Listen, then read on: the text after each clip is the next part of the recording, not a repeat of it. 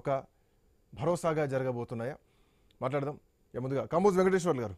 వెంకటేశ్వర్లు గారు ఏం చెప్తున్నారు? ఎన్నికలు జరగబోతున్నాయి. 42నా లేదంటే 24ఆ? ఈ రెండింటి మధ్యలో ఊగిసలాట నడుస్తోంది. మొత్తానికైతే నామినేషన్లకైతే వెళ్ళిపోతున్నారు. ఎట్లా చూడొచ్చు?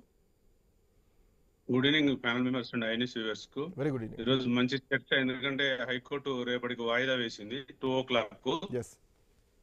అయితే గతంలో ఒక 100-200,000 years బ్యాక్ ఒక రాజ్యాన్ని ఏలాలంటే కత్తులతో యుద్ధాలు చేసేది, డాళ్లతో యుద్ధాలు చేసేది, లేకపోతే వచ్చిన పరిస్థితుల బట్టి సిపాయిల తిరుగుబాటుగా జరిగేది. కానీ ఇలా తెలంగాణ వచ్చిన తర్వాత భారత ప్రభుత్వంలో బీజేపీ గవర్నమెంట్ ఉన్న తర్వాత ఇక్కడ కామారెడ్డి డిక్లరేషన్ పేరు మీద ఒక 420 బాంబులు తయారు చేసిండు రేవంత్ రెడ్డి గారు.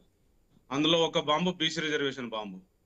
అది వేసేస్తే తుస్సుమన్నది ఏమన్నా పేలలేదు. ఎట్లా పేలలేదంటే, రాష్ట్ర ముఖ్యమంత్రిగా ప్రమాణం స్వీకారం చేస్తున్నప్పుడు ఈ రాష్ట్ర దేశ ప్రయోజనాలు కాపాడుతా, ఈ సార్వభౌమాధికారాన్ని కాపాడుతా, తప్పులు చేయని ప్రమాణం చేసి సుప్రీంకోర్టు గైడ్ లైన్స్ ను, చట్టాలను, గవర్నెన్సీని కూడా వ్యతిరేకిస్తున్నాడు రేవంత్ రెడ్డి గారు.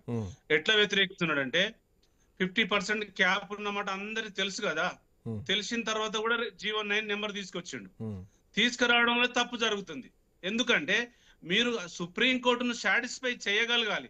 సుప్రీంకోర్టును సాటిస్ఫై చేసి, పార్లమెంటరీ వ్యవస్థను సాటిస్ఫై చేసి, యాజ్ పర్ రావాల్సినటువంటి హక్కులు 139 కులాలకు 9 నెంబర్ జీవోలో ఎట్లయితే మీరు అదే 3 కులాలకు ఇచ్చిరా, లేకపోతే సంచార జాతులకు, సేవా కులాలకు ఇచ్చిరా అని తేలకుండా నామకే వాస్తు ఒక బాంబేసి వదిలేసిండు.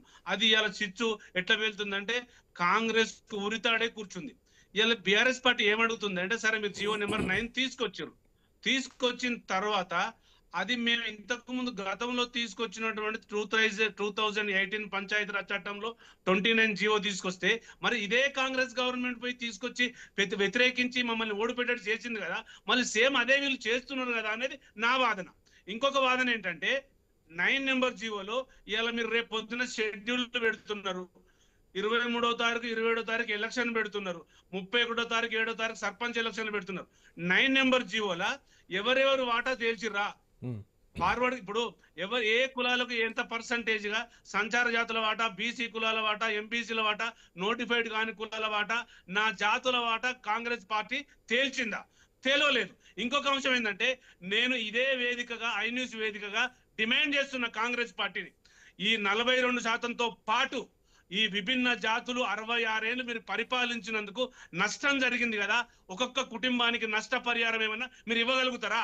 ఎందుకంటే భారత పార్లమెంటరీ వ్యవస్థలో కాంగ్రెస్ పార్టీ హరిజనులను ఊరు బయట ఇండ్లు వేసుకోమన్నది, బీసీలను, సంచార జాతులను, సేవా కులాలను ఇవాళ అనగదొక్కిన పార్టీ కాంగ్రెస్ పార్టీ. ఇవాళ 42 జీవో తీసుకొచ్చినా, 42% ఇచ్చినా, 9 జీవో తీసుకొచ్చినా మేము అడిగేది ఏంటంటే, హక్కుగా అడుగుతున్నాం తప్ప నువ్వేదో వేస్తా జడ్పీటీసీ అంటే కాదు. మేము మా వాటా తేల్చండి. రేపు రాబోయే కాలంలో మా ఎమ్మెల్యేల వాటా తేల్చండి, మా ఎంపీల వాటా తేల్చండి, విభిన్న వెనుకబడిన వర్గాల యొక్క నిష్పత్తి వాటా తేల్చండి. అది తేల్చకుండా రాజకీయ పబ్బం గడుపుకోవడం కోసమే రేవంత్ రెడ్డి ఆ 420 బాంబులలో ఒకటి తుస్సు అన్నది.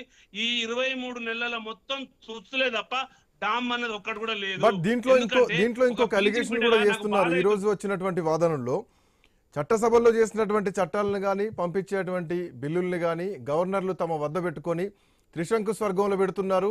ఎస్ అంటలేరు, నో అంటలేరు, కొట్టేయట్లేదు, దాన్ని రిటర్న్ కూడా పంపట్లేదు. సో గవర్నర్లు చేస్తున్నారు, ఒక ప్రజాస్వామ్యయుతంగా లేదు.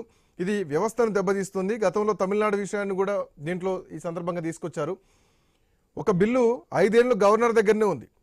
అధ్యయనం తర్వాత బీసీ బిల్లును ఇప్పుడు తెచ్చారు, జీవోను కూడా తీసుకొచ్చారు. చాలా సుదీర్ఘమైనటువంటి అధ్యయనం చేసిన తర్వాత అన్నది మనుసింగి చేసినటువంటి వాదన.